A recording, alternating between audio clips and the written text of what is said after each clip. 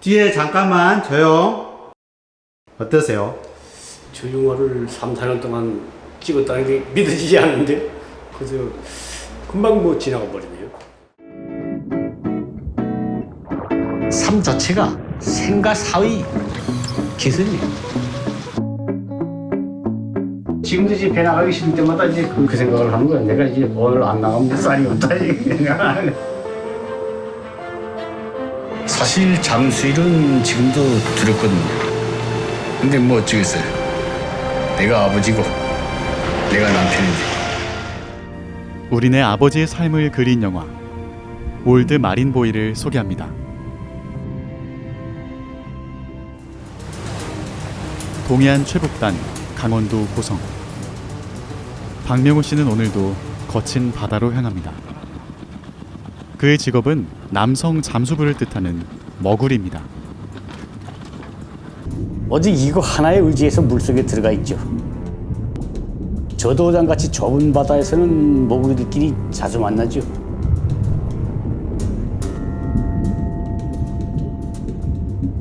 줄이 엉켜서 풀지 못하고 어디 걸리면 올라가지 못하고 죽을 수도 있거든요.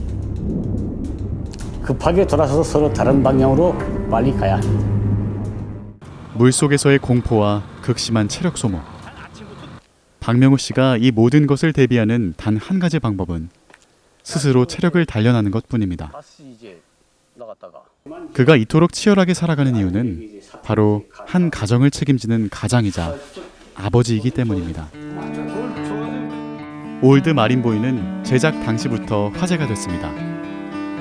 니마 그 강을 건너지 마오 등 다큐멘터리로 흥행을 견인한 진모영 감독의 신작이었기 때문인데요.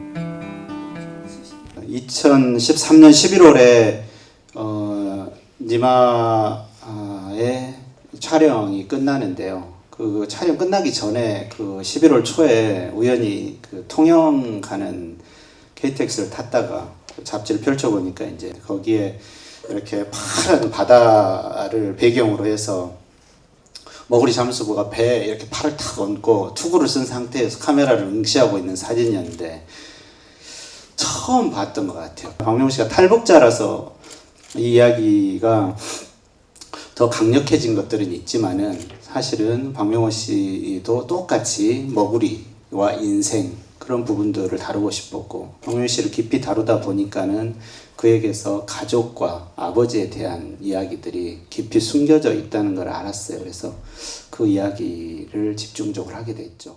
2006년 5월 24일 날 항남도 옹진군을 출발해서 5월 25일 날 인천 옹진군에 들어갔어요. 죽었다 다시 태어난 거죠. 2006년 가족들을 모두 데리고 탈북을 감행한 박명호 씨. 많은 직업 중에서도 그가 머구리를 택한 이유는 무엇이었을까요? 가서 뭘 해먹고 살 것인가? 그런 사회에 가서 우리가 아무것도 모르는 우리가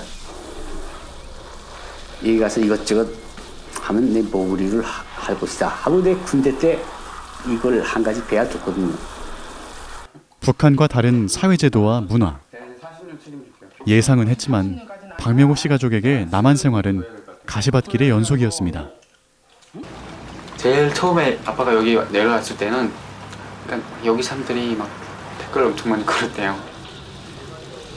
한국 사람들은 가족, 친척 그러니까 거미줄을 엉켜 있는 거예요.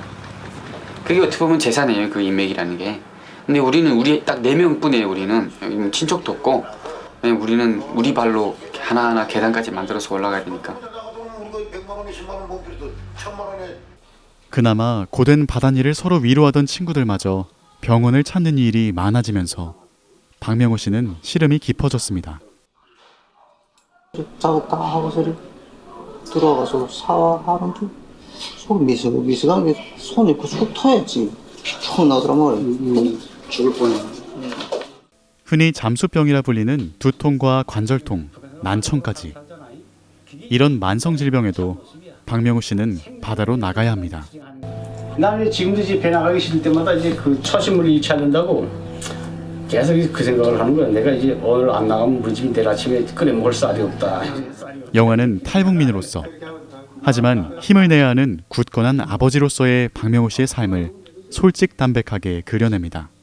이 지역은 정확하게 남과 북의 해상 경계를 이루는 지역이죠. 그래서 지금도 여러 남쪽의 경찰 부터 시작해서 육군, 해군 다 해경 다 등장하고 북쪽도 마찬가지죠.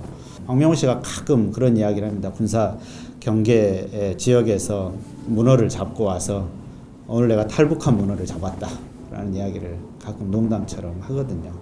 남북 관계보다 훨씬 더 치열했던 것은 그 바다에서 내가 가족들 위해서 얼마나 많은 해산물들을 더 수확하느냐의 문제가 훨씬 더 삶에서 치열했지, 사회적이고 정치적인 그런 부분들은 이 집에 영향을 미치는 것들이 아주 미미했어요. 이 영화에서 가장 주목할 점은 생동감 있는 수중 촬영입니다. 촬영 시기가 혹한이 기승을 부리던 2월이었던 만큼 많은 어려움을 겪었는데요. 강원도의 겨울바다는 굉장히 혹독해요. 수온이 2도, 3도, 따뜻해야 4도 정도 되거든요. 수온이 2도, 3도면 정말 추운 날씨거든요. 특히 물속에서는 체온을 훨씬 더 빨리 뺏기기 때문에 손이 곱아서 그 카메라 셔터 포커싱이 잘 안 되는 그런 상황도 비일비재했죠. 그게 추위하고의 싸움이 가장 힘들었던 것 같아요. 하지만 박명호 씨의 삶에서 바다는 생명줄을 잡고 있는 중요한 터전이었기에 촬영에 가장 공을 들일 수밖에 없었답니다.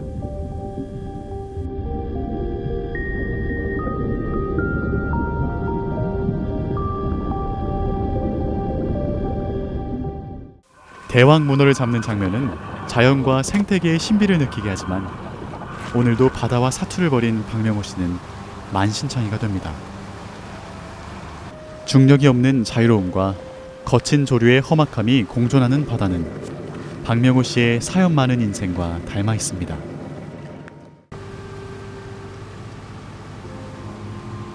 배가 고장난 게 꼭 내가 고장난 것 같은 기분이 들었죠. 탈북한 이후로 거의 쉬지 않고 일만 했죠. 나라서도 불안하니까.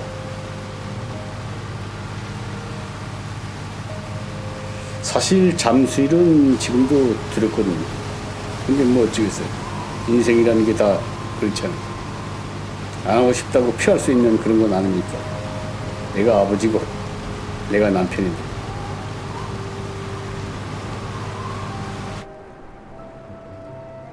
박명호 씨의 인생을 보면서 가족들을 위해서 헌신하는 가장들, 아버지들에게 따뜻한 마음들을 가져줬으면 좋겠다는 거. 그리고 이 영화를 그런 뜻에서 가족들이 같이 봐주고 아버지 모시고 와서 같이 봐주고 그랬으면 좋겠습니다. 탈북민 머구리 박명호 씨의 인생 이야기 올드 마린보이였습니다.